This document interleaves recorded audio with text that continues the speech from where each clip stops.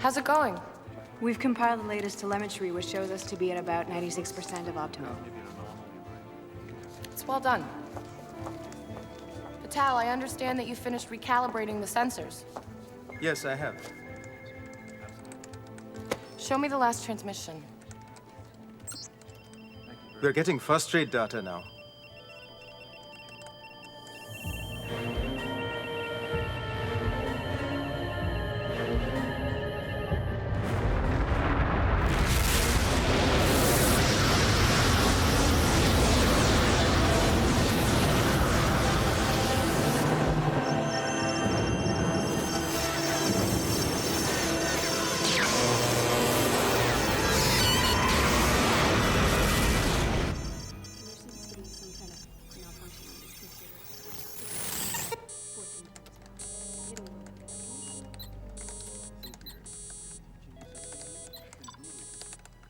We lost the signal from the probe. Let me replay the data from the auxiliary sensors to see where the problem lies.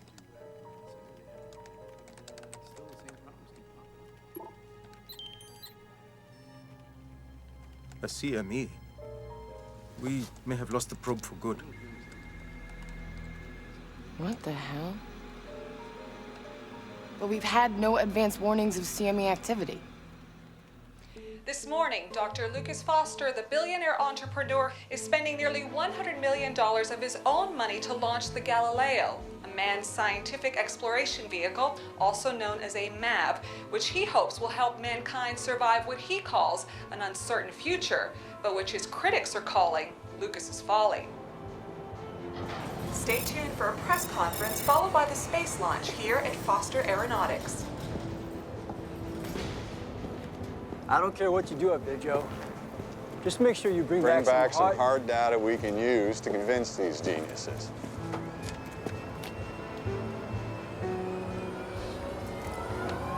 Better get up there. Have yourself a hell of a ride. I will.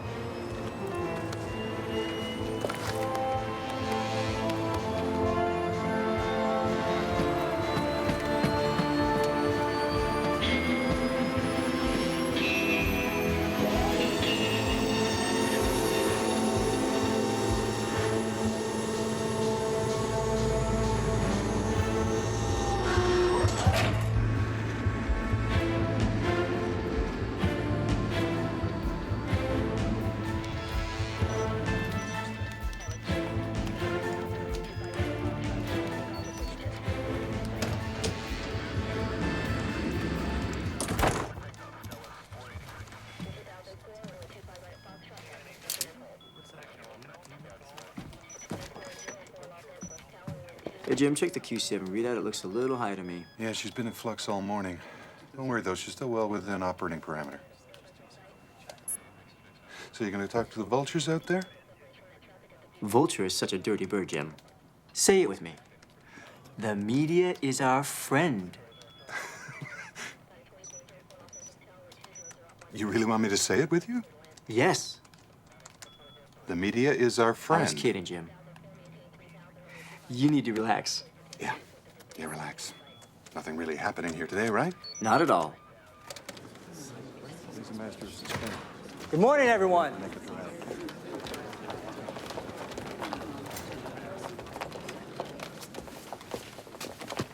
I'm afraid my remarks are going to be abbreviated because launching a vehicle into orbit is a complex job, especially when I have to make every penny count, unlike my former employers in the public sector. But the question which is really on your minds is, why would anyone be damn fool enough to waste $100 million to send a vehicle into low Earth orbit to study greenhouse gases? We all know how man-made pollutants are wreaking havoc in our atmosphere, and how these deadly emissions are increasing exponentially the more fossil fuels we burn. What you don't know is that last year alone, methane concentrations inside our atmosphere tripled, with potentially disastrous consequences for the environment. We need to do something. The problem is, we don't know what. My pilot, Joe Johnson, is taking the Galileo up to collect data so that we may find that answer. Any questions? Yes. Your old boss, Bradley Stamp, categorized this launch as sheer lunacy. Is he right? It isn't the first time he's called one of my ideas crazy. I think Brad is still a little upset I didn't let him invest in my company before I went public. Hilarious. Would you explain why you're using a Russian-built craft today instead of an American one? It was cheaper. But the MAV Joe will be piloting doesn't skimp on quality or safety. Russian-built products are as good as anything we can make in the West. I'm sorry we had to cut this short, but time is money, and I've got to go burn both. Thank you. Thank you. Man's a magician. That was Lucas Foster. Lucas is explaining making the $98 million scientific go up in mission smoke. he's about to launch.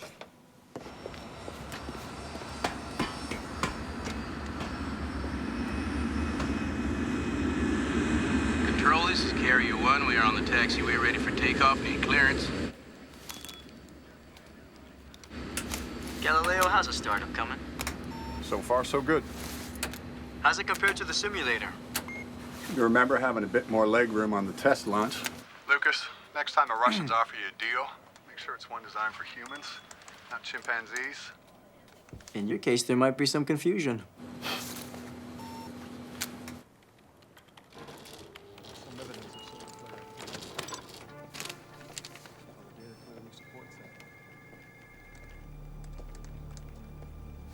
Where is this in from?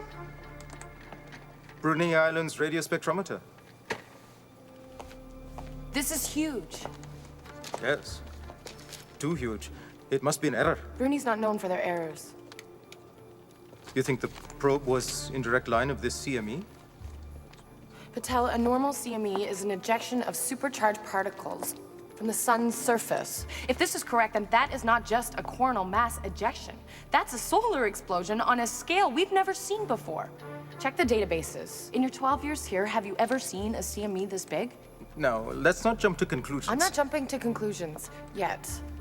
The NSO in Japan has offered to send us data, so has Anchorage, so has Chile, so... So, the probe was taken out 46 hours ago, and this just showed up from Brunei. If this is accurate. And it looks like this thing is heading right for us. I'm not gonna sit on my hands and wait for this thing to hit. We need to talk to the Europeans again, and call the NSO and find out where the data is that they promised me hours ago.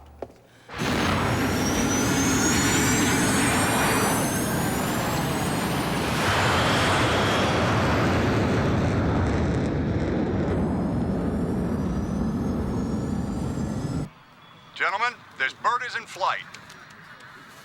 At 10:15 Eastern Standard Time, we have the launch of Lucas Foster's manned aerospace vehicle. As we can see in this replay, the MAV is being carried piggyback by a converted 727, which will climb to an altitude of 38,000 feet, where the Galileo will separate from the carrier plane. It will then fire its own rockets and ascend into the high reaches of the upper atmosphere to fulfill its Good for you, experimental Lucas. mission. According to Dr. Foster, the focus of this mission will be to measure methane levels in the thermosphere. The Galileo will be visiting areas Dr. Foster's team believes to have high concentrations of these deadly gases in order to prove once and for all That he the is a environment self-absorbed truly is at lunatic. risk. Carrier 1 has reached launch altitude. Mav, I have you at 38,000 feet, and I'm initiating the drop countdown in T-minus 10, 9, 8, 7, 6, 5, 4, 3, 2, 1. Carrier 1 beginning rollout. The sky is yours, Galileo. Roger that. Separation successful, firing booster rockets.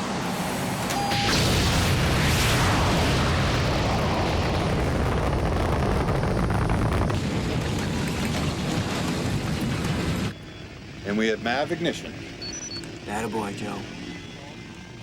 All onboard systems are well within the operating parameters. Down! This is one hell of a ride, Lucas. This is where he always screwed up in the flight simulator. Oh, man. What's that red light? It's in the rear view, coming up fast behind me. It's a car. I must have broke the speed limit. Galileo is out of visual range, switching to tracking display.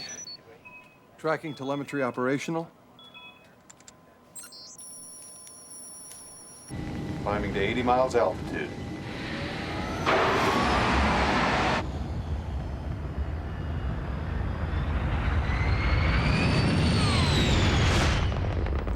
very close to the first methane checkpoint. He should be reaching it in... 6.3 seconds. Exactly.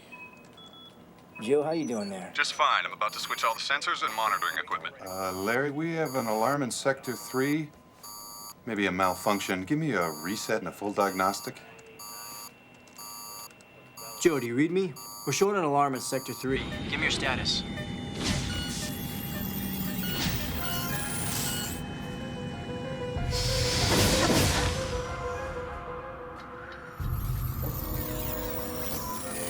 We've lost telemetry. Try rerouting it. Joe? Circuit 4.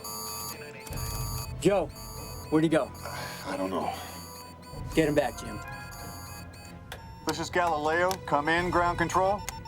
A power outage? How the hell could that be possible? It's got to be an instrument malfunction. On every instrument? No way. Get me radio communications now.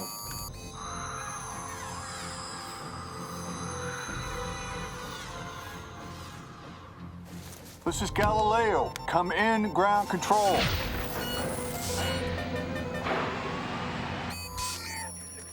Telemetry's back up. We're getting a signal. Joe, can you hear me? Come in, Galileo. What the hell happened, Lucas? I had a full system shutdown. We lost you here. You just vanished from the tracking screens. What's going on? I don't know. Everything just shut down. All the instrumentation, life support, booster rockets, everything. It's not possible. What was it, Lucas? Tell me you got this under control. We're working on it, Joe. As soon as I... Joe! Joe! Joe! Galileo to base. Galileo to base. Do you copy?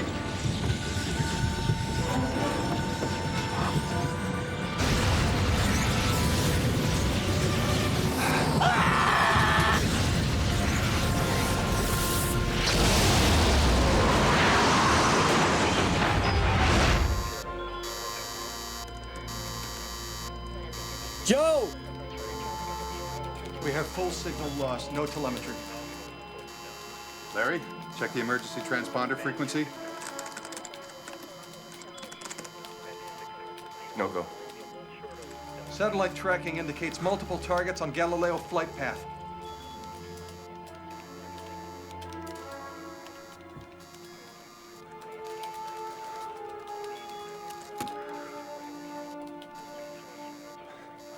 We have confirmation that Lucas Foster's space launches turned tragic. Half an hour after launch, these images were filmed over California, detailing the doomed mission. Foster Aeronautics won't comment on the status of pilot Joe Johnson and whether he was able to safely jettison. Oh my God, what happened? Due to the low atmospheric Lucas lost the trajectory of MAV, vehicle, Joanna. unlikely that Mr. An explosion. Johnson was able to survive What about Joe? officials are calling I don't know. catastrophic There's no sign of injection pod. operations.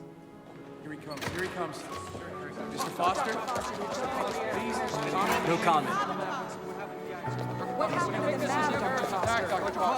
I don't have any comments. more, sir. Mr. Foster, please.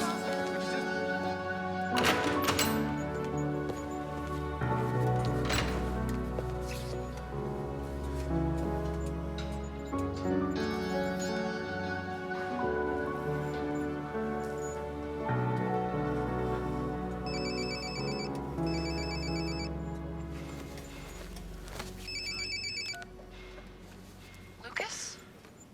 Hello, Joanna? Lucas, I just heard. I'm so sorry. Did Joe get out? Is there any way he could have ejected? It doesn't appear so. We're assuming the worst. If there's anything that I can do. Thanks, but for now, there isn't. Lucas, I'm just trying to help you out here, please. What do you need? Access to all the data that you have, tracking, flight logs, sims. All right. Just before the explosion, there was a brief power loss. A power loss? I have no idea what caused it or if it's related, but it just cut out for a second. Joanna. Yeah. This isn't a Brad thing, is it? It's you that's asking? Yeah, Lucas, it's me. And I am so sorry. Thanks.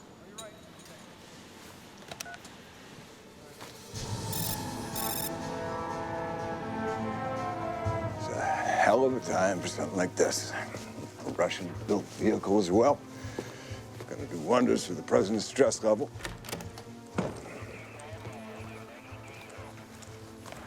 Excuse me, Admiral, but I fail to see the relationship. The Russian submarine fleet has run the maneuvers off the Greenland coast, Colonel Albee. They got 12 submarines in the water. It's a Security Council-approved exercise, Admiral. Exercise, sure. See, the thing is, we don't want them backsliding into communism, so we say, sure, go ahead, have fun. I still don't see what that has to do with the MAV explosion. If they so much as float a boat, even an inch over approved lines, I want to know about it. Do y'all hear me? Yes, sir. Yes, sir. I want to know because the president expects me to know.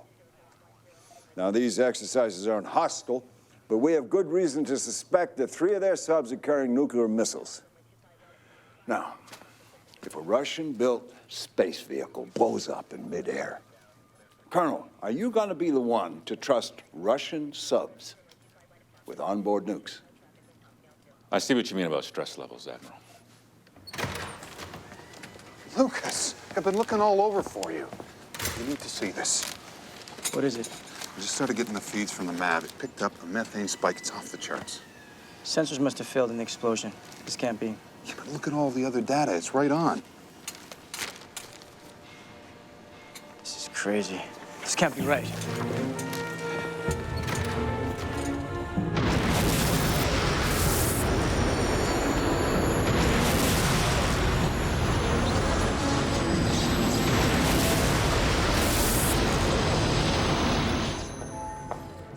Joanna, this transmission just came in from Japan. This is the very latest data. And this is from the Southern Observatory in Chile, and this is Anchorage. The photo you're looking at is the CME that we believe took out the solar probe. According to calculations, the mass from this emanation would have hit the Earth's atmosphere. Right about the time that Lucas lost his MAV. Yes.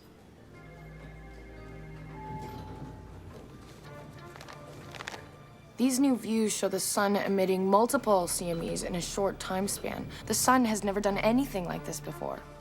Well, not in recorded history anyway. How long has this activity been going on? 72 hours. If these motion calculations are accurate, then the CME cluster is on the ecliptic heading towards Sector 12. Which brings the Earth directly into its line of fire. Yes. Joanna, you know, I've been looking all over for you. Brad, we have a big problem. How big?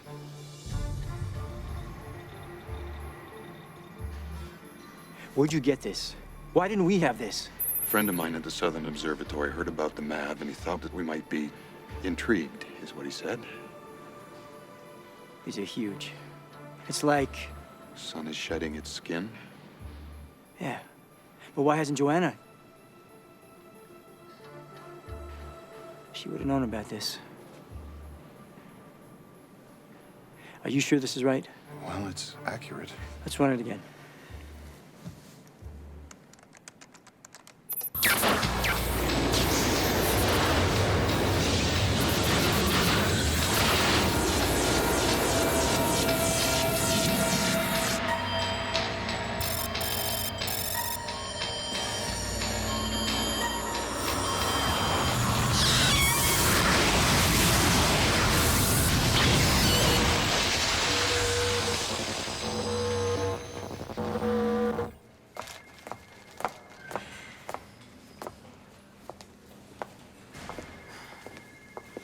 Lucas, what are you doing here? You scared the hell out of me.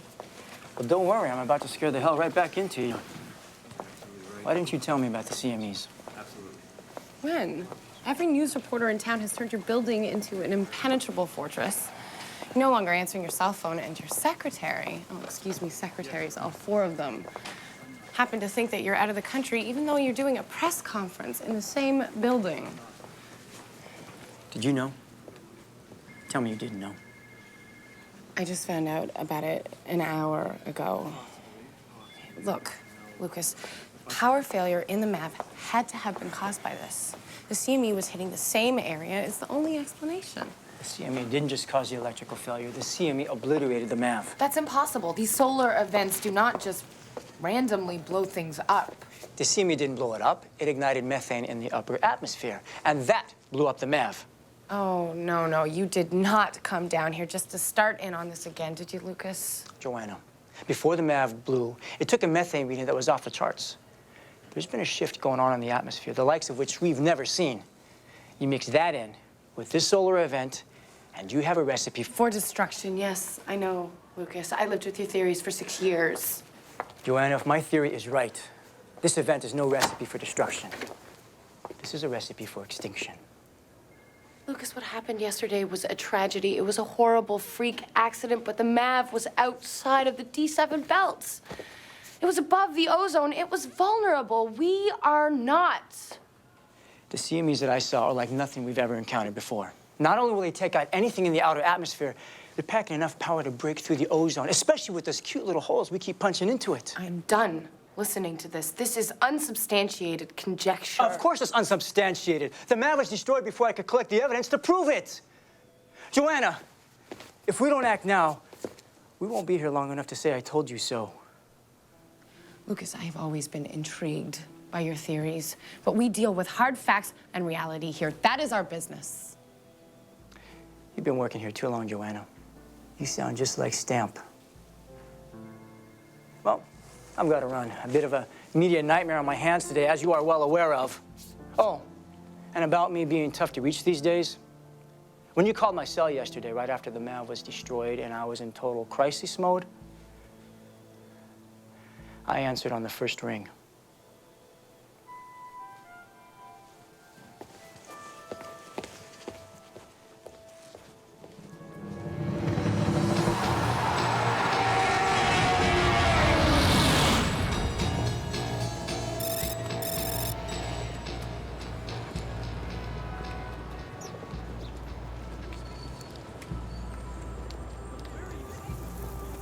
Hi there. Hi. Can I have a hot dog all dressed? Okay.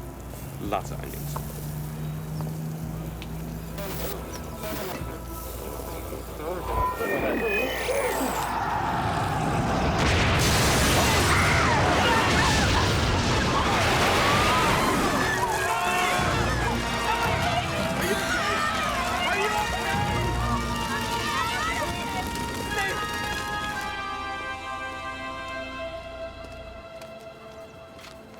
Lucas! It happened again. What? You quoting policy like Stamp? Look, an old weather satellite just crashed in the middle of downtown Detroit. Its orbit took it directly into the path of a CME. They're already reporting 8 known casualties, 17 wounded, and more missing.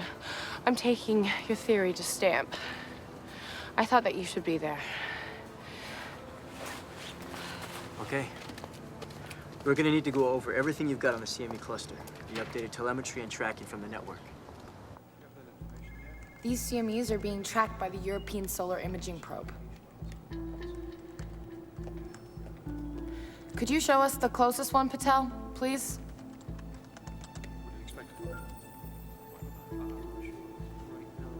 Look at the size of that thing.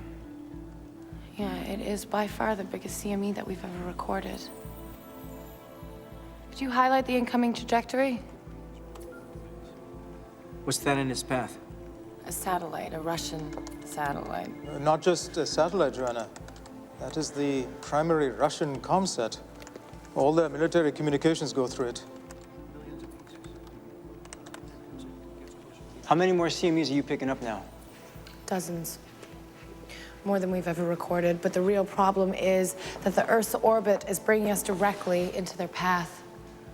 We're gonna be hit repeatedly over the next 48 hours. What could possibly be causing this? We don't know. No one does. My, my, my. To what do we owe the gift of your presence, Dr. Foster? This isn't ex-employee appreciation day. No, I think it's security remove someone who has no clearance to be here day. Not bad. That was pretty funny coming from you, Stamp.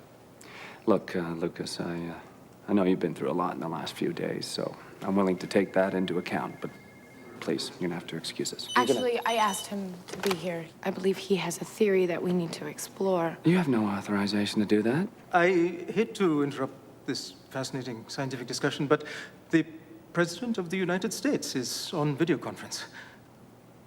Shall I patch him through?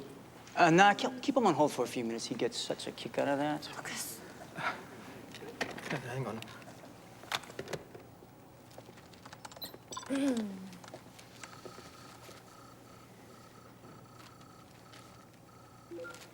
Brad, I allocate billions of dollars to the agency. I would hope at least that it would buy me some advance notice when satellites come raining from the sky. Mr. President, I promise you we are on to this. You have the full breadth and scope of our resources. Great. Now let's start with a simple explanation. There might be some people around here that don't know the difference between a CME and a BLT. BLT, sir? It's a sandwich stamp. Right. Well, coronal mass ejections, or CMEs, are solar explosions. During these explosions, highly charged solar particles are hurled into space at colossal speed, sir. I take it these explosions are quite powerful? They can pack up to 100 megatons of TNT, maybe more. How many of them are there?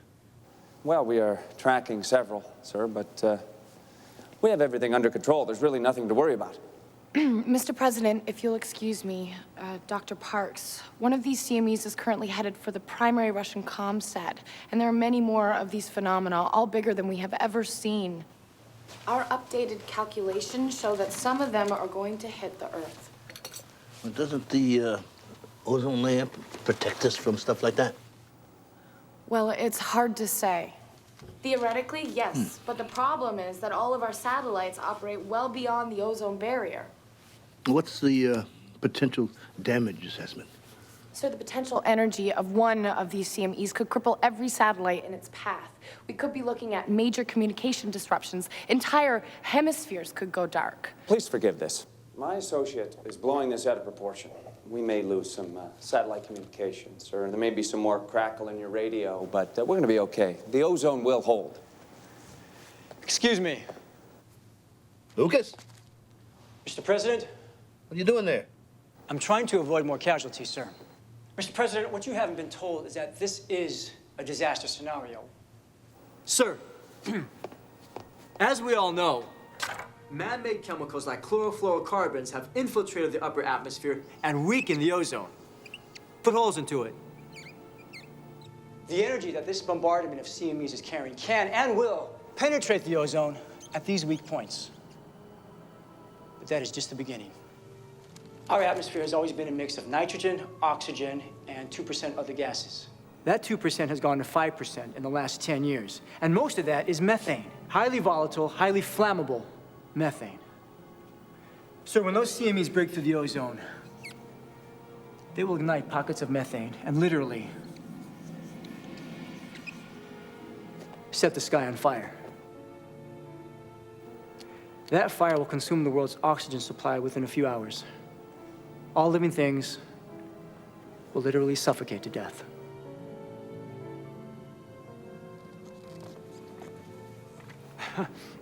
Mr. President, with all due respect, Dr. Foster's elaborate claims are entirely based on speculation. Well, we all agree that these things are coming our way, right? Yes, we do. What's the time frame? Well, the first CMEs have already begun to hit, and it will get increasingly worse over the next 48 hours. I will take all this under consideration. You'll let me know immediately if you have any further information. Yes. Thank you for your time. Sir. How dare you use this agency and its good name for your Armageddon propaganda? Bradley, his theory is valid. I want you out of this building. Thank you, Dr. Foster.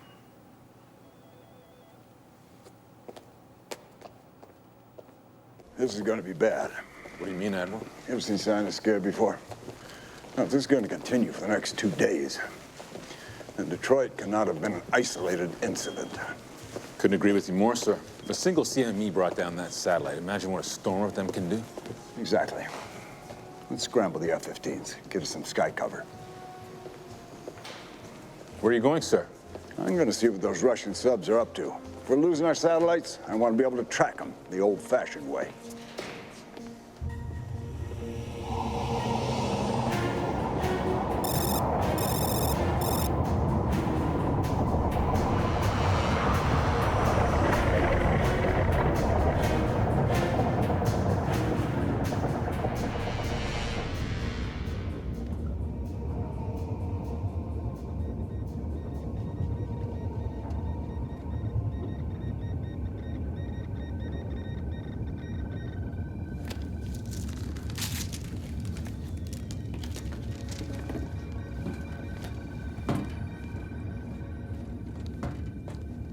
Captain, this just came in.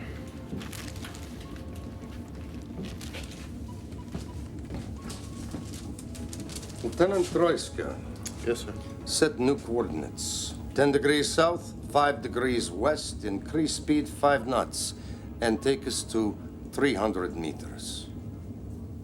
Captain, it's going to take us closer to the international boundaries. That is correct, Lieutenant. Aye, sir. 10 degrees south, 5 degrees west, increase speed 5 knots, take us to 300 meters. Captain, what is going on? Officially, nothing. Unofficially? We're going to show the world that Russia will not be intimidated.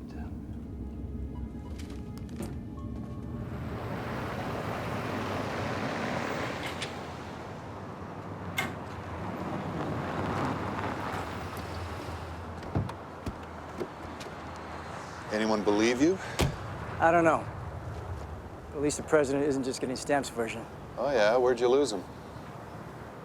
Right around the part where the sky catches fire. It's the tough part, all right. So what do we do now?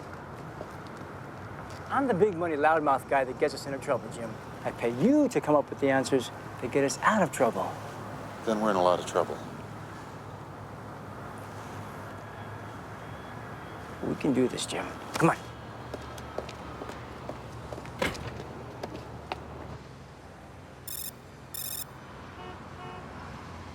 Yuri, our experts tell us that a huge solar flare is headed right toward your main communication satellite. Now, when they collide, it's going to knock your satellite right out of the sky.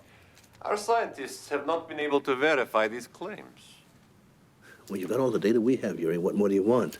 Our satellites could also be knocked out. You know what will happen then? We will all be in the dark. Now, I don't have to tell you what will happen when our two fleets are operating in close proximity with one another without the ability to get direct commands from us. I agree. Call back your fleet, and we will do the same. On the contrary, you're the one who's operating with armed submarines near the international border. It is you who must pull back first. I have full permission from the other members of the Security Council for these exercises. If and when we are convinced of the authenticity of this threat, we will join you in taking the appropriate measures. Authenticity? Yuri, 4 hours ago, a satellite dropped in downtown Detroit.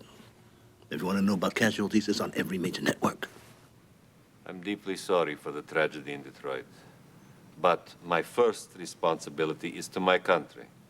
Yuri, there's an old saying, after pride comes a fall. Now, why don't we both put our pride aside and work together to prevent further casualties? How about that?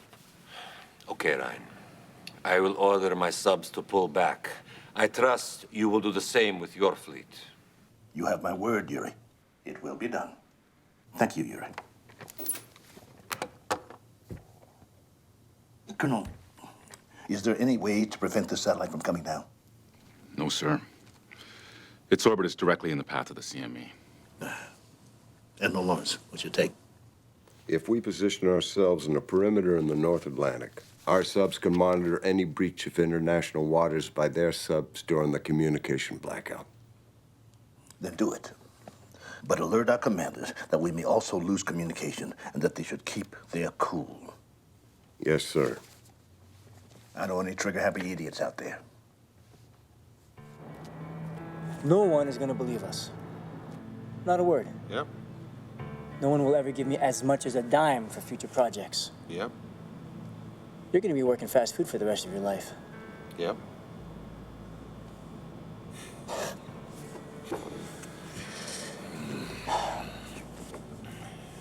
You think there could possibly be another way?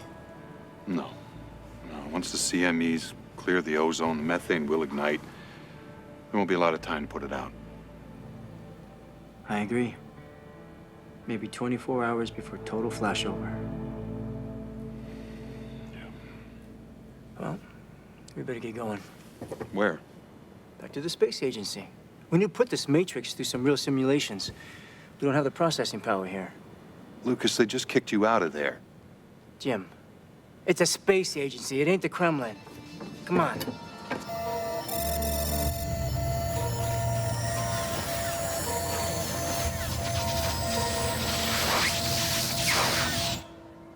Joanna, we're a team here. All of us are part of one big team. If a member of that team starts screaming like Chicken Little that the sky is falling, then the whole team stands to lose. And that can mean millions of dollars in funding. I can't believe that you're talking about funding at a time like this. Have you seen the data? We have an obligation First and foremost, to your job, to your co-workers, to the people that pay your salary, not to some crazed radical who thinks he's important just because he has some money. Not to some pseudo-scientist. And not to an ex-husband who you may or may not still have feelings for. How dare you say that I would let my relationship with Lucas sway my opinions or my actions? You know what, Brad? What? You're being blinded by jealousy. The only one whose judgment is being compromised here is you. Dr. Parks, you are Excuse me, the next of the CMEs has started to hit. I think the Russian primary comsat is about to be annihilated.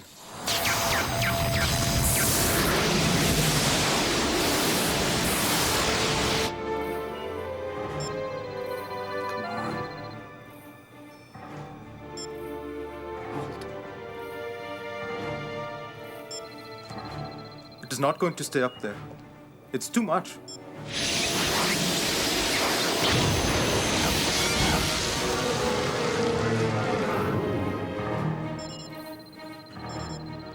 We're gonna have to get NORAD on the phone. The satellite's coming down.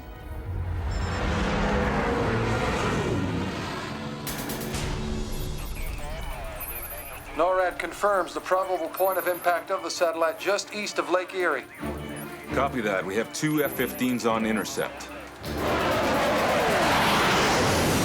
This is Delta Patrol. We've got cloud cover, but I have the object on my radar. We see it. Can you intercept? I think so, sir. If you can't, we're going to lose a section of downtown Buffalo. Let's do it, Delta 2. Copy that.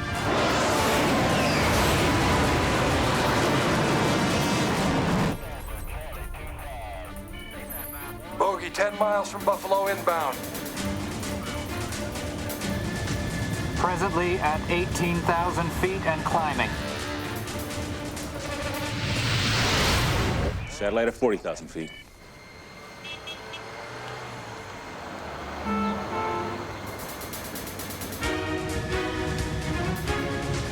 Satellite at 33,000 feet.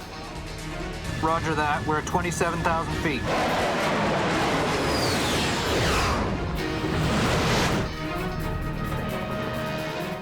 Satellite's coming in hot at 29,000 feet. Take a shot.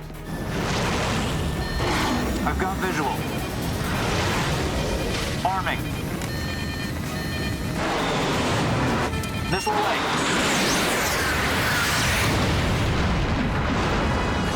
It's not a clean kill. We've got debris. Still debris. Get it, Delta 2. I'm on it. It's into the clouds, but I've got a signal. Roger that, Delta 2. Satellite at 25.3.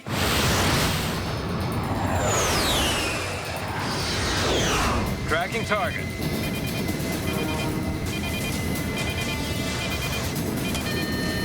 Missile away. I don't have impact. Repeat, I do not have impact. Come on, gentlemen, you can do it.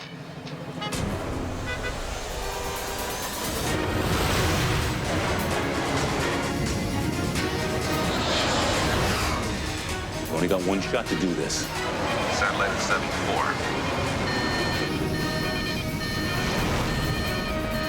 I've got visual. Missile launch.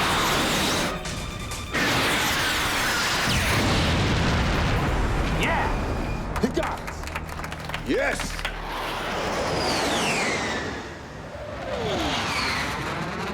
This is the second satellite that's been destroyed by a CME, Brad.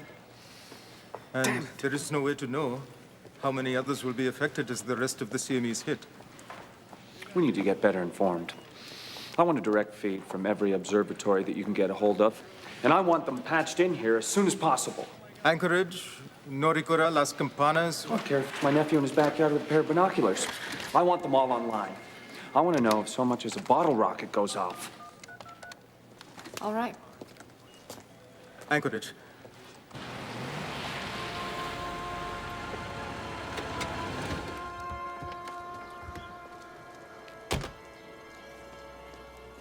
They'll never let us in.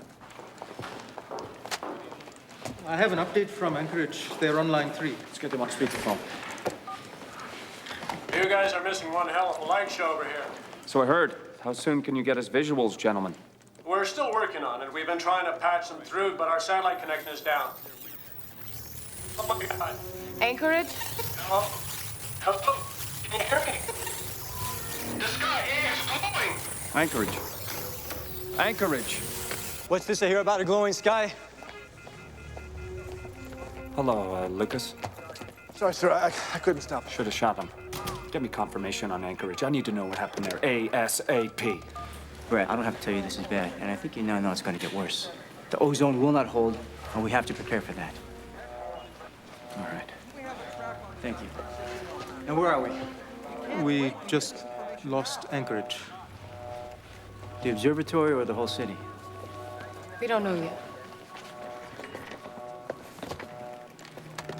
Show me that.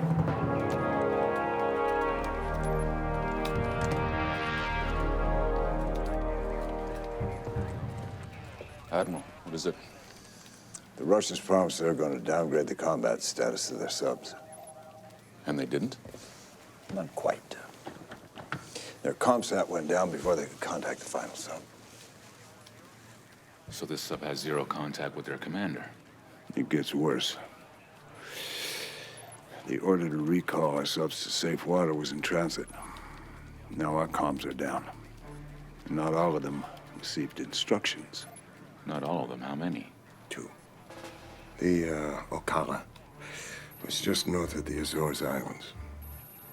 USS Lansing is off the coast of Greenland, monitoring the Russian fleet maneuvers. So 2 of our subs are out there, somewhere, just waiting for a Russian sub to cross the safe water boundary. I just pray to God those men, theirs and ours, show a little judgment.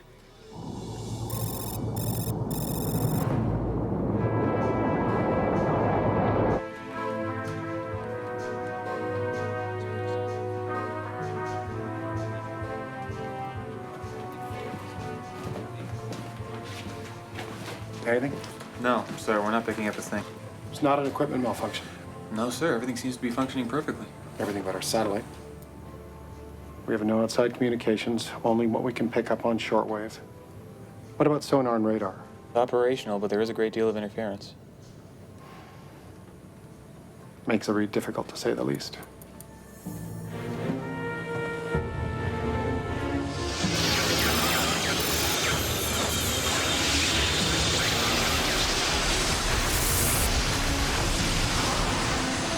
Scientists say this massive display of northern lights is a visible indication of the bombardments of supercharged solar particles.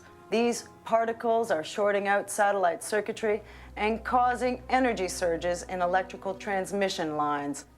Due to mounting satellite losses, global government agencies have taken the unprecedented step of commandeering the use of deep-sea communication cables that are shielded from interference to allow communication to continue as this worldwide crisis deepens. The international Sir? images Mainland China just went dark. were allowed to pass through this new not 100% certain. It could have been an accident, or it could have been as Lucas predicted. We're trying to get some hard data, but with our satellites down right now, we're running deaf, dumb, and blind. The power of these images is clear in this recent footage from Eastern Europe. Mr. President, Throughout the night, the you should see spectral this. glow of supercharged northern lights shone on scenes of increasing unrest. In Berlin, government buildings were set alight by protesters demanding action. Mass demonstrations of public unease over the solar crisis also drew police or military responses in Poland, Romania.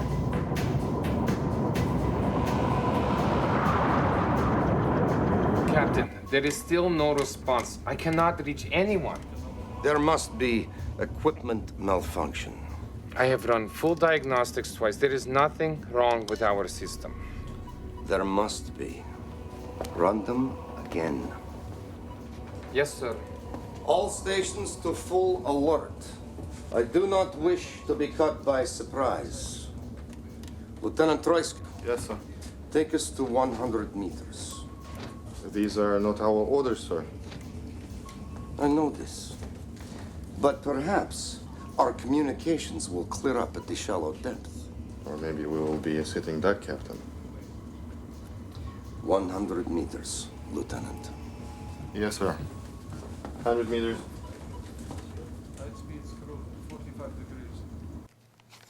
Mr. President, these CMEs that have overloaded power grids and knocked out our communication satellites are nothing compared to the last few that are going to hit our northern and southern hemispheres.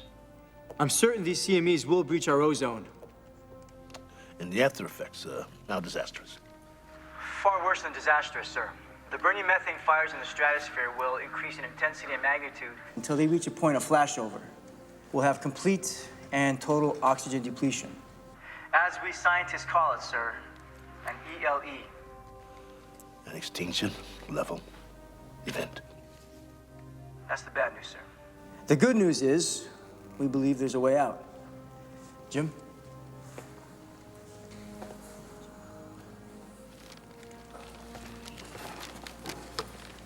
Well, sir, Mr. President, if we're facing the world's biggest fire, then what we need is the world's largest fire extinguisher. The most probable point of penetration is wherever the ozone is the weakest, and that would be over the poles. Now, this is a good thing. We've calculated that a 20-megaton nuclear device detonated closest to the entry point of the CME will bring enough water vapor into the atmosphere to extinguish the flame. Wait a minute, are you serious? You're asking me to nuke the North Pole? You out of your mind? It's the only scenario which will work, sir. Dr. Parks, what do you think of this theory? Sir, if the ozone layer doesn't hold, the solution proposed is a viable one. Stan? Sir, this is not my scenario nor my solution, but I feel in light of what we're dealing with, you should hear it all, sir. Okay. Okay, so let's say I approve this order. Then I authorize an ICBM strike on the polar ice cap. No, sir. Because our outer atmosphere is so unstable, an ICBM won't work. It has to fly too high. We should launch from a submarine at close distance.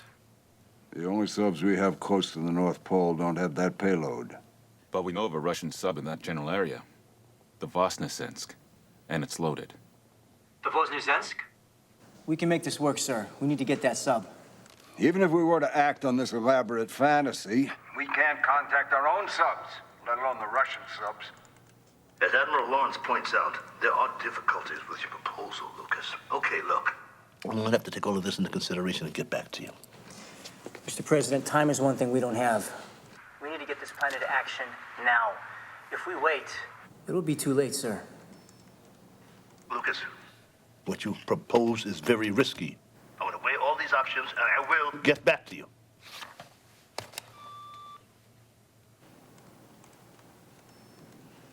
He's not gonna do it. Do you blame him? I will when we all die. You made your pitch. The president has all the information. He doesn't realize we're out of time. Excuse me.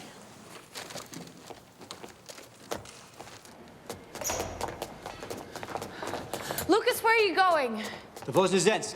The what? Look, I know that Russian sub-commander, Joanna. Before the MAV was airborne, it was tested for splashdown in the North Atlantic. The man in charge of the test was a Russian sub-captain named Grigorovich. After the final test, he was assigned to the Voznesensk to do routine patrols in the Arctic. If that's him, there's a chance, however slight, that I will be able to board that sub. Look, I know you have a relationship there, but they're on high alert. There's no Russian submarine commander is going to let an American on board his sub. That's the best shot we've got. Look, we don't have much time before the largest of the CMEs hits. The real job is yours. We can't figure out the coordinates to launch the ordnance until we know exactly where that CME has penetrated, its speed and trajectory. Jim, you need to run the calcs with Joanna. Pinpoint me a location. We'll only have one chance at this. You really think they're gonna let you on a Russian sub? I'm gonna give it a shot. Get their last known coordinates, take my jet to Iceland, and charter a helicopter from there. All right.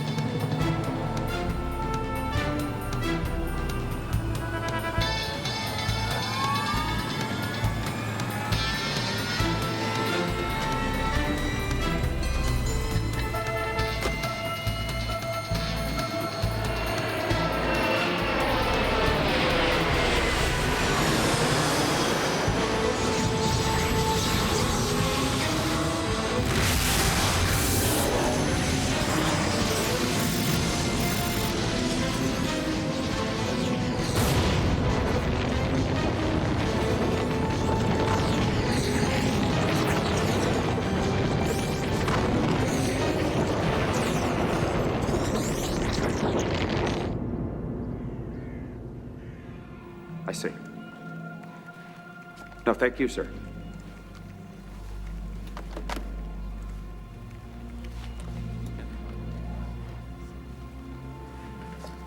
Just got a fragmentary communication. Not quite sure. Brad, what is it? I think New Zealand was just obliterated in Firestorm.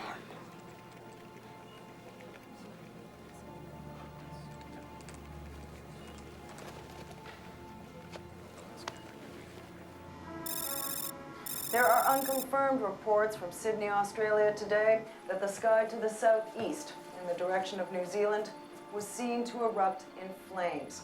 Communications from New Zealand, including deep-sea cable, have stopped, and scientists are suggesting a CME may have breached the ozone, causing unforeseeable damage. What is certain is that until now, the human component of this solar storm has been the most unpredictable. Complete civil unrest has broken out in several countries, leading to the imposition of martial law. But as events in the Republic of Georgia and South Africa show, even military curfews have been ineffective against the near hysterical spread of panic and violence, as people fear the end of the world has arrived.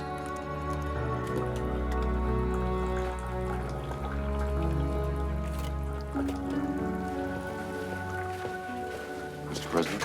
Yeah. We have absolute confirmation that New Zealand's been destroyed. Foster was right. The ozone has been breached. You know, Frank, I've known Lucas Foster for more than 20 years, and he's been right more times than I can remember. Sir, Lucas Foster has gone off the reservation. What are you talking about?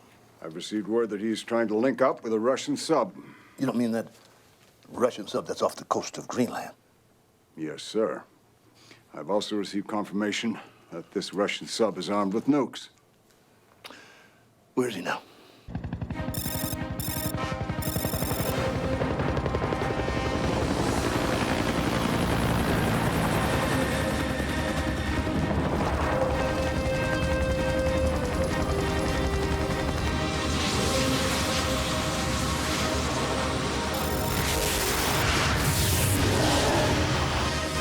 Captain, you need to take a look at this. We've got massive interference on the sonar. What the hell?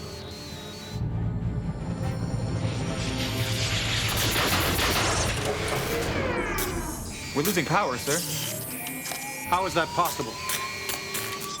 Get me a read on that sonar. Get our damned radio to work. Yes, sir. Get me the engine room. I need to know what's going on with the power.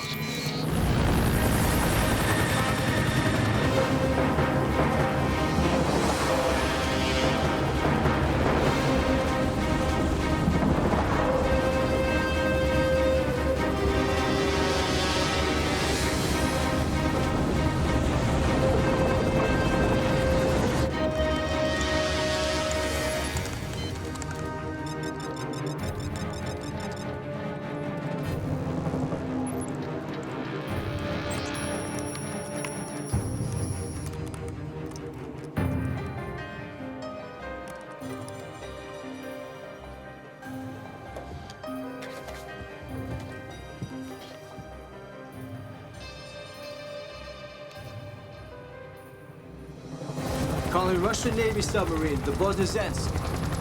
This is Lucas Foster. I'm in a civilian helicopter. Do you read me?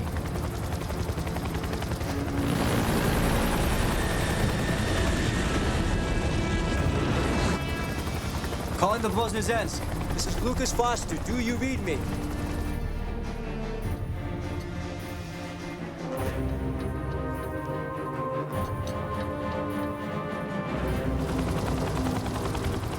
Calling Russian Navy submarine, the Voznesensk. This is Lucas Foster. I'm in a civilian helicopter. Do you read me?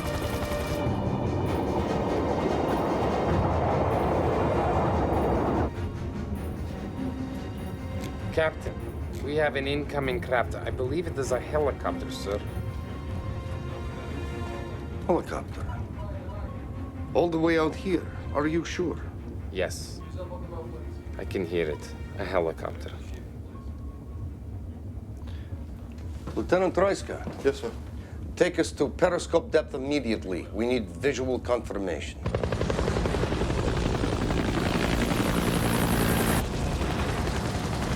Calling the Voznesensk. This is Lucas Foster. Do you read me, Voznesensk?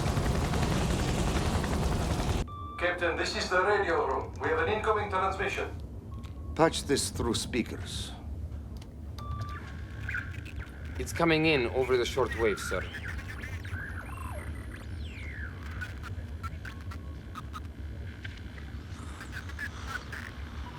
Captain, we reached the periscope depth.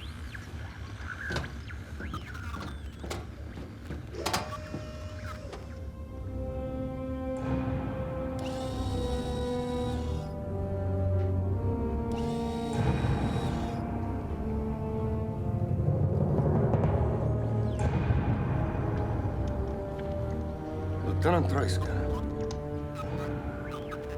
Must see this.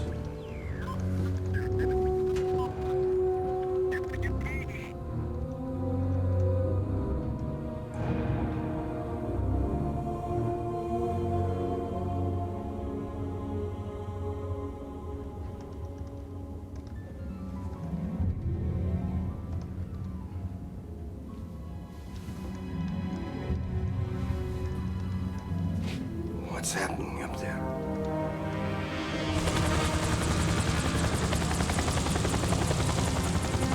Calling Russian Navy submarine, the Voznesensk. Sir, it must be a trap. Americans have disabled our communications, and this is just a ploy to get us to the surface.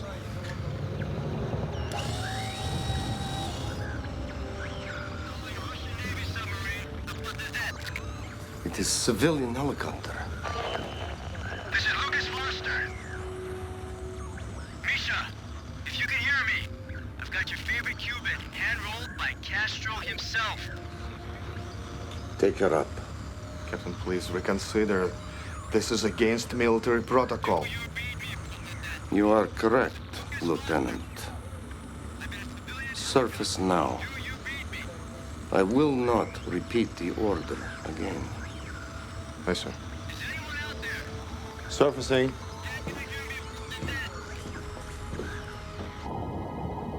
Lucas, my friend, we are receiving you, and I have given the order to surface.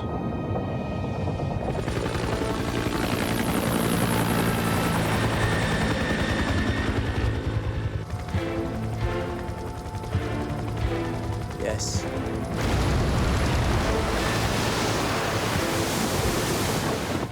Misha, you are a lovely sight. Let's take it down. Yep.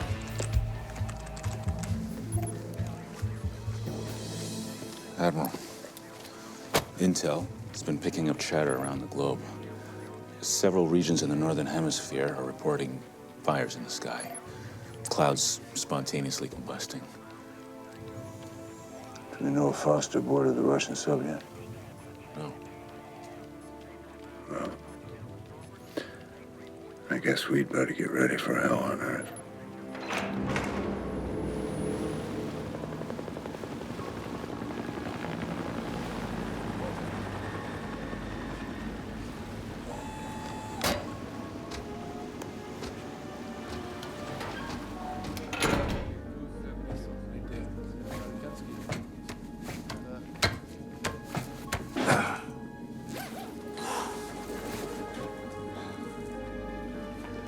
Captain. Lucas. I hope you understand. I'm in violation of strict orders having you aboard this vessel. I assure you, Captain, it's for a good reason. Besides, you're not able to communicate with the command operations, are you? How do you know this? Because your main ComSat dropped out of the sky.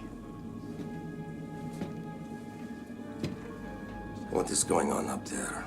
The communications, the sky. We're being assaulted by a massive solar storm. I don't have time to give you a detailed explanation, but it's bad. It's real bad. And I'm gonna need your help and your trust if we're gonna stop it.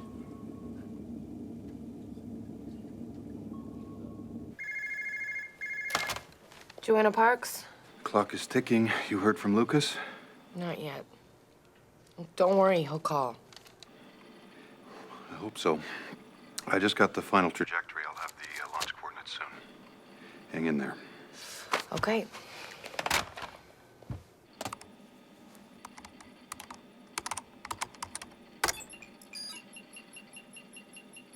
Target the polar ice shelf with our nuclear missiles. Captain, the sky that you saw was only a glimpse of the worldwide destruction that's been going on. Why not the American sub? Yours was the closest armed sub to the target. You cannot launch from the United States? No. An ICBM launched from the States would have to leave our atmosphere. Once it did, its guidance system would be knocked out by the solar storms. It must be launched at low altitudes at close range. That's where you come in, sir. Captain, this is the only chance we have. This disaster, it's accelerating, moving toward Flashpoint. If we don't stop it now, sir, it can't be stopped. I could not possibly authorize such an act. Not without approval of my commander. Captain, how about if you talk to President Aleutian directly? Would that work? How?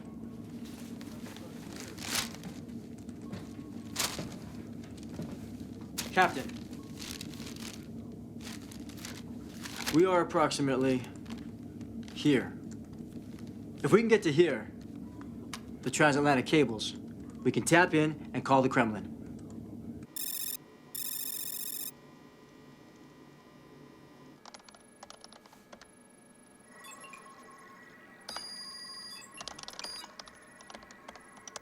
I've compiled the data sent by the observatories before they went offline into a simulation of the methane ignition pattern. Put it on screen.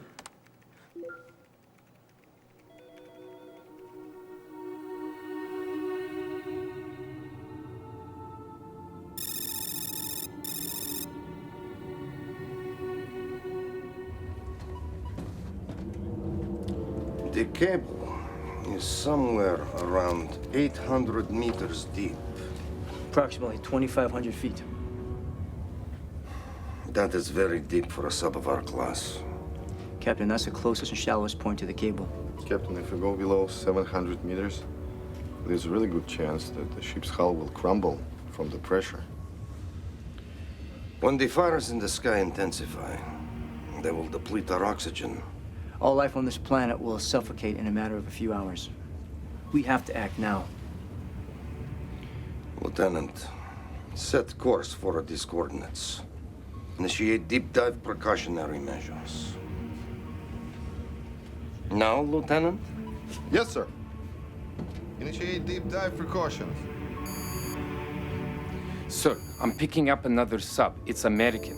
Captain, if we make contact, there'll be no time for explanations. Rig for silent running. Yes, sir. Rig for silent running.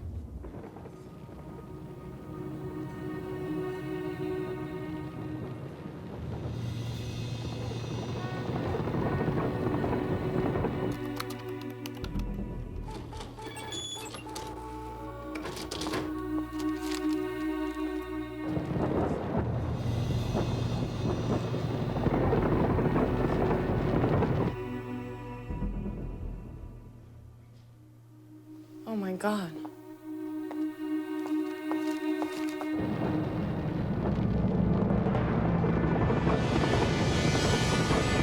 It's heading for us!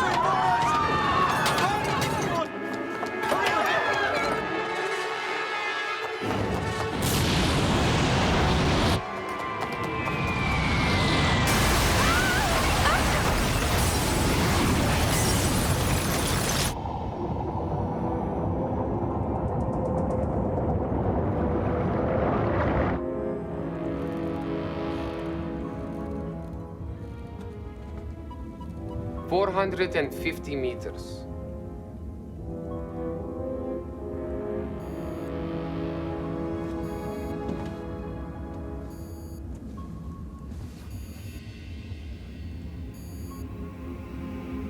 Captain, the American sub is getting closer.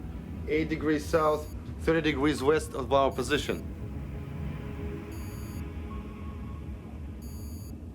Captain, do we keep with this dive?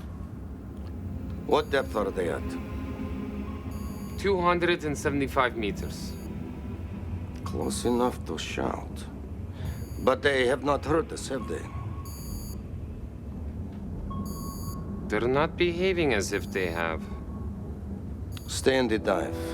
Keep it smooth and very quiet. Yes, sir. Stay in the dive.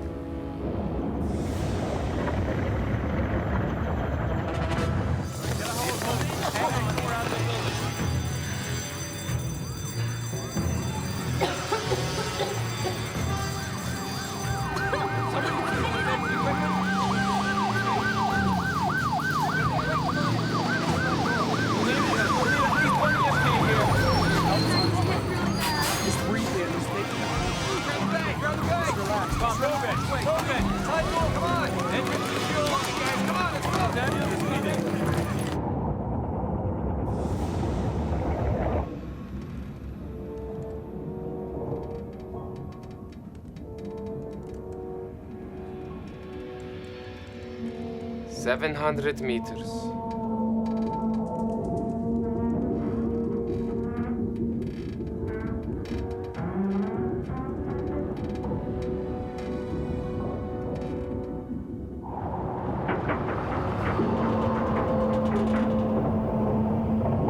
Captain, I don't think she could take too much more pressure.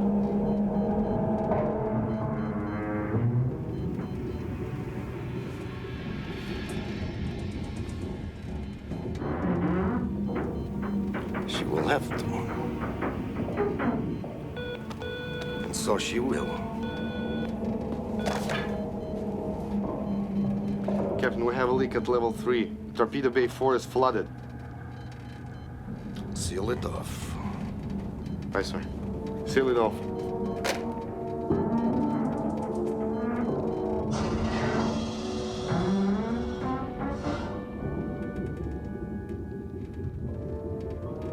$800 meters.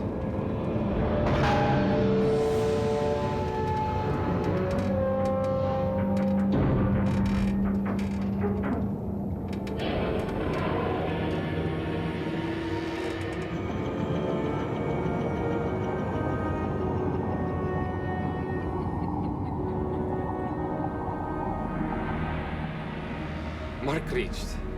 Full stop.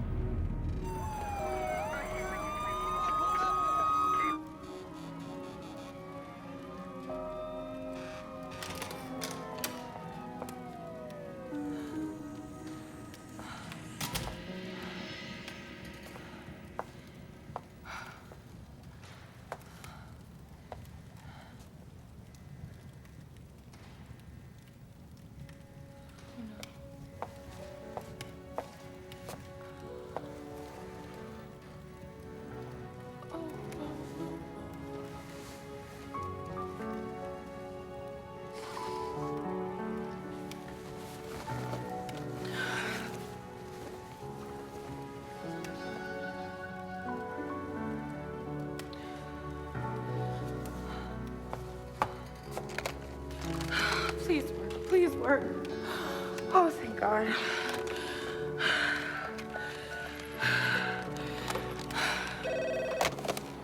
What the hell just happened up there? We got hit. The program, is it still running? Yeah, it's still running. Just under 11 minutes. Thank God. I'm on my way.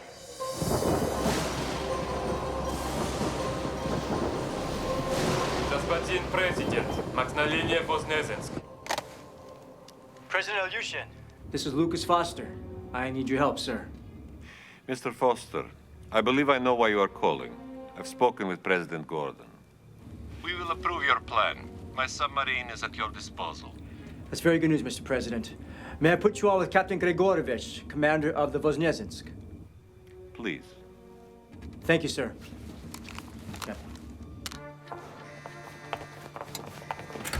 Oh, Dr. Parks, you can't go down there. Ned. It's not safe. Walls are collapsing. That's a chance I'm gonna have to take. Dr. Parks!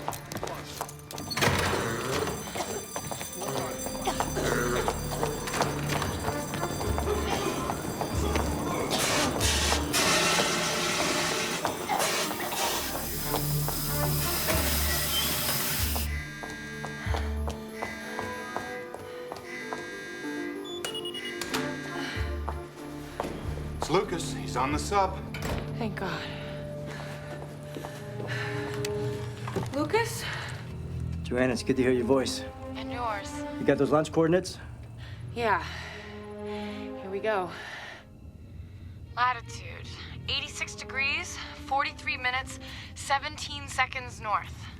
Longitude, 41 degrees, 19 minutes, 4 seconds west. Joanna, good work.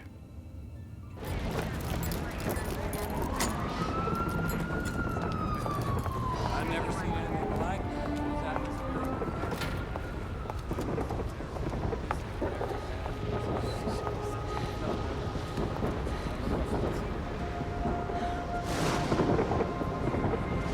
This wasn't supposed to happen. There's still time to stop it. I got the coordinates to Lucas on the sub.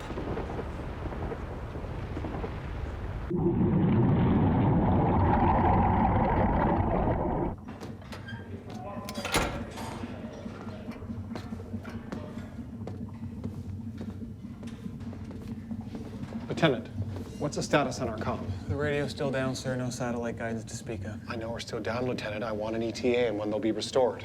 I wish I could give you that, sir, but every indication leads us to believe that this is an external problem. External? Sir, I mean, the problem is not with our comm equipment. The problem is with the source. Are you telling me the world's biggest superpower is just lost its SATCOM? Maybe it was a test? I have advanced notification of all maritime scheduled tests. Either way, we would have had communication. Which means the only reason we haven't heard from headquarters is that they went dark themselves. Are you insinuating we may have been attacked? Sir, we did experience a power surge and interference consistent with nuclear EMP. Captain, we may be picking up another sub. Maybe picking up another sub? I want a confirmation on that, and I want it now. Yes, sir.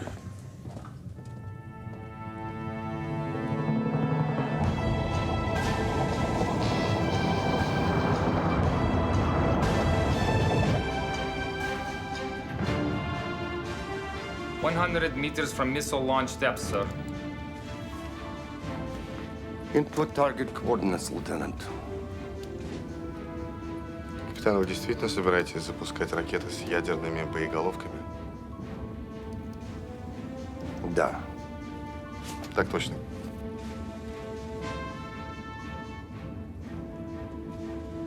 Приготовиться к запуску.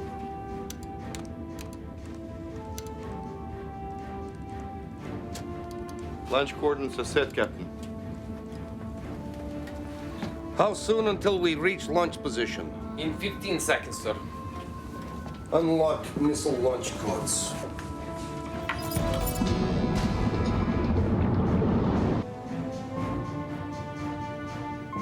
Sir, sonar's picking up a Russian sub. Are you sure?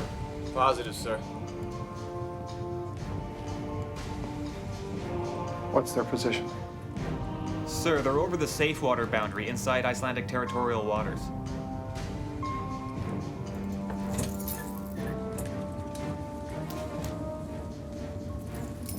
On my mark. 3, 2, 1, mark.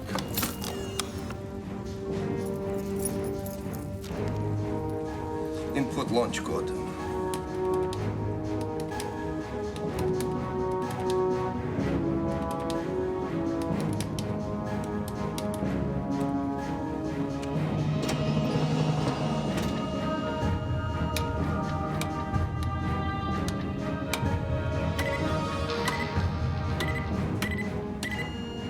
Now missiles are armed, sir. Prepare to fire.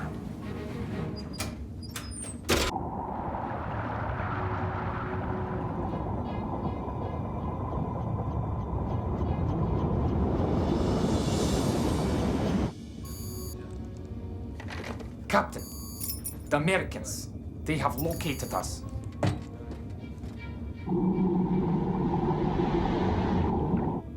Sir, we have an incoming message from the Americans on the shortwave. They say we have drifted off course, that we are in violation of Icelandic territorial waters, and are ordered to surface immediately. Tell the Americans we are acting under direct orders of both President Ilyushin and President Gordon. Sir, they say they're acting under the direct orders of both President Ilyushin and President Gordon, and that they're running a Code Black scenario. What kind of game are they playing? They are at missile launch depth, sir. Tell them we have no way to verify their claims. They need to surface immediately. Any failure to comply will be deemed an act of aggression. Yes, sir. They are giving us 1 minute to surface and prove the authentication of our orders. If we surface now, sir, it'll be too late. The window of opportunity has almost closed. We must do this now, sir. Send another message. Tell the Americans we are on a time-critical mission and that we pose no threat. Send this. Yes, sir. American submarine, we are on a time-critical mission, and our operation poses no danger to your vessel. Let them know we mean business. Yes, sir. On my mark. Captain, they're opening their torpedo bay doors. Lieutenant Troiska. I will not fire missiles, sir. Give me your key. We cannot do that. This is suicide. Lieutenant. Don't! Lock Lieutenant Troiska in his quarters. Yes, sir.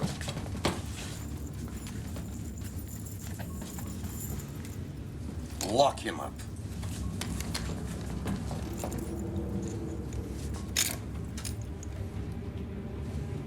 Now, Captain. Firing missiles 1 through 5.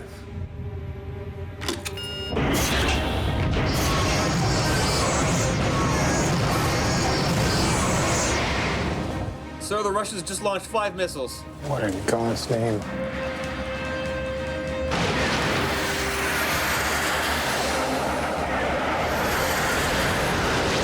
Sir, awaiting your orders, sir.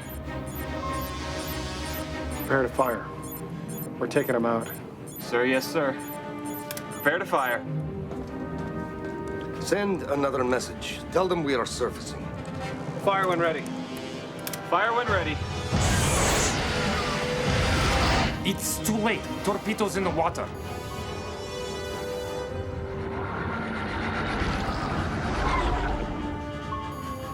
Prepare countermeasures. Full ahead. Down right angle 45 degrees.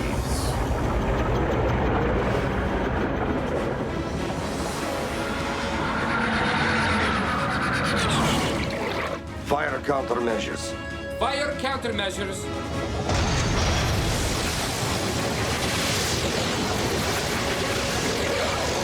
Sir, the Russians have launched countermeasures and are moving away at full screws. Prepare to fire again. Sir, yes, sir. Prepare to fire.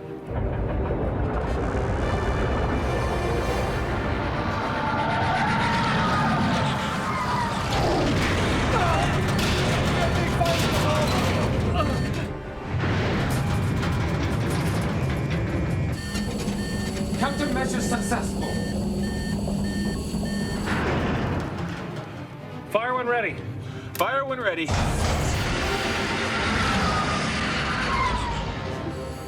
Captain, the Americans have fired 2 more torpedoes. All hands to damage control stations. Fire countermeasures on my mark, and then hard turn 90 degrees starboard. 800 meters. 700 meters. Not yet. 600 meters. 500 meters. Fire countermeasures. Initiate turn. Harder. A little more. There. God help us.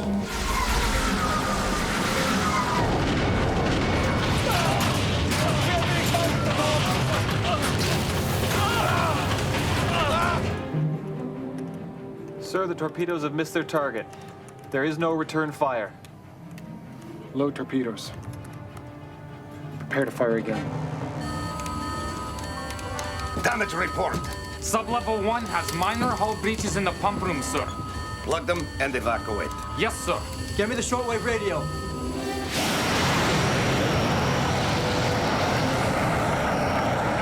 American Sub-Commander, this is Lucas Foster. I'm on board the Russian submarine Voznesensk. Hold your fire. Sir, you better hear this. Hold your fire. This is Lucas Foster.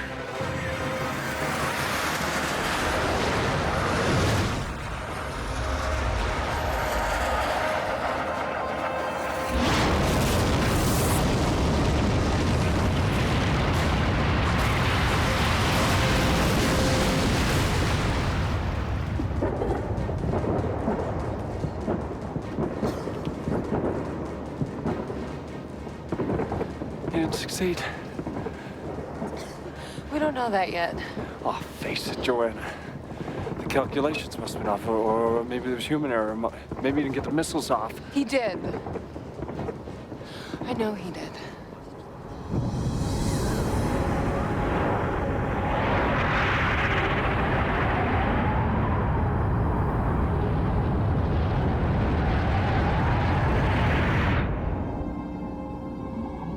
Mr. Foster, your presence does merit the cessation of hostilities.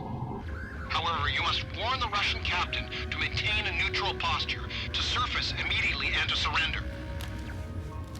They're demanding your immediate surrender. Never. Captain, it's just a formality.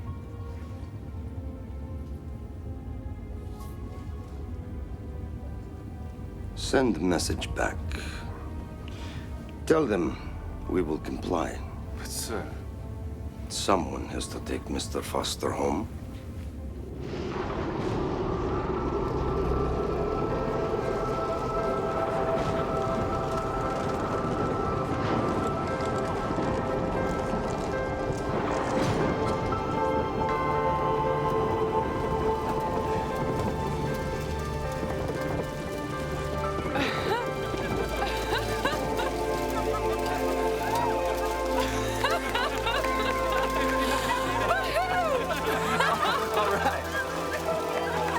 You did it. Yeah. You really did it!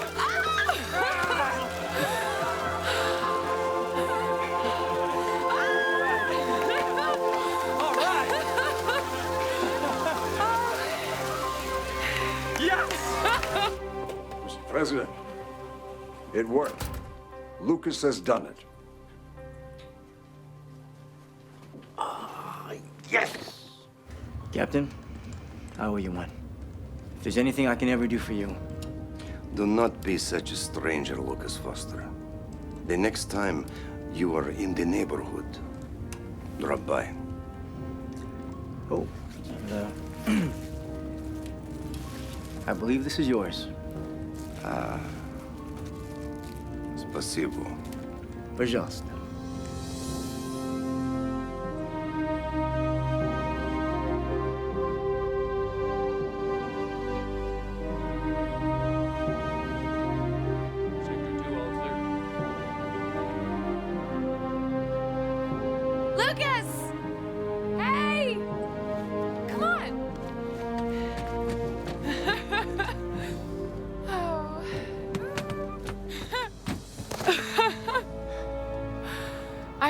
glad you're back.